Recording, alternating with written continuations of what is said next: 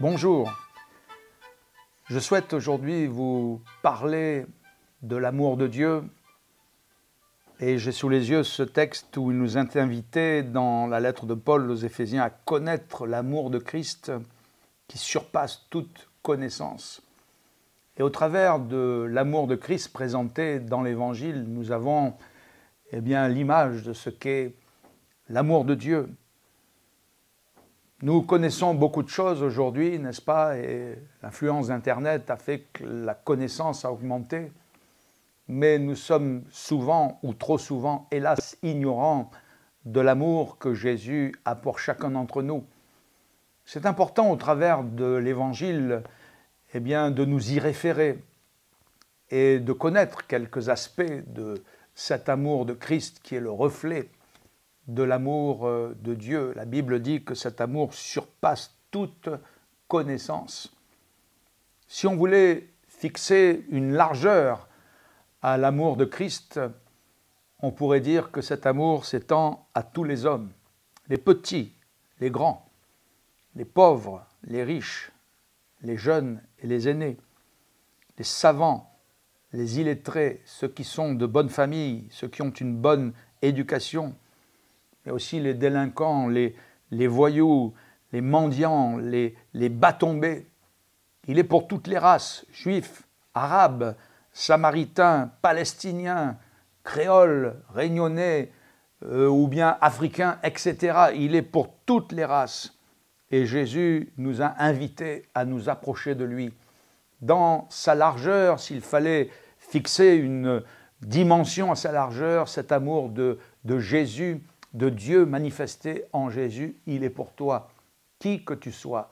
Jésus nous dit dans l'Évangile, « Venez à moi, vous tous qui êtes fatigués et chargés, je vous donnerai du repos. » Et il dit encore, « Je ne mettrai pas dehors celui qui vient à moi. » S'il fallait donner une dimension à la longueur de l'amour de Christ, on pourrait dire que celui-ci a une dimension d'éternité.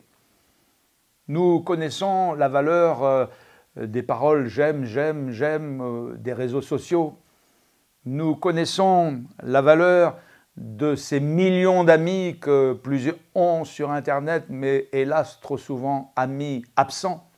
Et dans les difficultés, on peut les chercher et ils ne nous sont d'aucune utilité. Nous connaissons ce que vaut l'amour d'un été qui pousse comme une plante une même nuit et périt, hélas, dans la même nuit. Nous savons tous que même les plus belles formes d'amour de celles et ceux qui ont pu cheminer ensemble, convoler en justes noces pendant des dizaines, des siècles, des demi-siècles, certains ont atteint 50 ans, 60 ans, 70 ans de mariage, mais même dans ces formes les plus belles, humaines de l'amour, celui-ci est passager. Ces formes belles sont éphémères, passagères, et ils sont, hélas, stoppés avec la mort. Mais dans sa longueur, l'amour de Dieu est illimité. Il n'est pas passager. Et Dieu dit dans sa parole, « Je t'aime d'un amour éternel ». Quand les montagnes chancelleraient, quand les collines s'éloigneraient, dit le Seigneur dans le prophète Ésaïe, « Mon amour ne s'éloignera point de toi ». Et cet amour de Dieu manifesté en Jésus, le Sauveur, il nous offre en plus une porte d'espérance.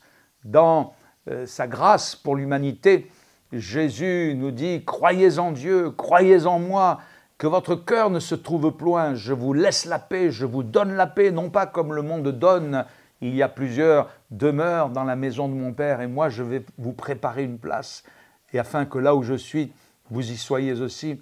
Et quand je l'aurai fait, je reviendrai et je vous prendrai afin que vous soyez toujours avec moi. Quel amour exceptionnel, quel amour incomparable, si dans sa largeur, il est pour tous les hommes. Si dans sa longueur, il a une dimension d'éternité, dans sa profondeur, puisque la Bible nous parle de la largeur, de la longueur et de la profondeur, afin que nous puissions connaître l'amour de Christ qui surpasse toute intelligence, dans sa profondeur, l'amour de Jésus nous touche dans notre humanité. Il s'est abaissé, lui qui était Dieu, il s'est abaissé, il a pris une forme humaine, il est venu naître parmi les hommes dans notre humanité. Et ainsi s'accomplit la prière et réalisée la prière du prophète qui disait « Ô Dieu, si tu déchirais les cieux, si tu déchirais les cieux, si tu descendais ». Et en la personne de Jésus, Dieu est venu, il est descendu, il est venu pour nous faire connaître son amour de riche qu'il était. Il s'est fait pauvre pour nous, pécheurs. Et cet amour ne consiste pas en paroles, mais cet amour de Dieu manifesté en Jésus consiste aussi en œuvre, en action. Et ce Dieu qui a renfermé tous les hommes dans le péché, parce que c'est ce que nous sommes, tous des pécheurs, enfermés dans la cage du péché, il est venu et il a prouvé son amour dans le sens où Jésus a sacrifié sa vie, il l'a fait par amour, afin que chacun d'entre nous soit sauvé, afin que tu sois sauvé. Et l'apôtre Paul, mentionnant cette vérité, dit « Ô profondeur de la sagesse et de la science de Dieu, c'est par amour qu'il est mort pour chacun d'entre nous. » Et Jésus est venu nous toucher dans la profondeur de son amour, dans notre humanité, pour nous élever jusque vers lui. Et c'est ce que nous pouvons dire pour terminer concernant la hauteur.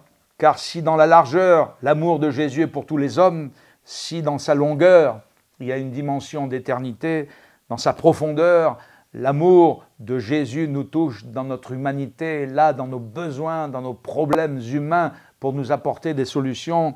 Dans sa hauteur, l'amour de Jésus nous relève.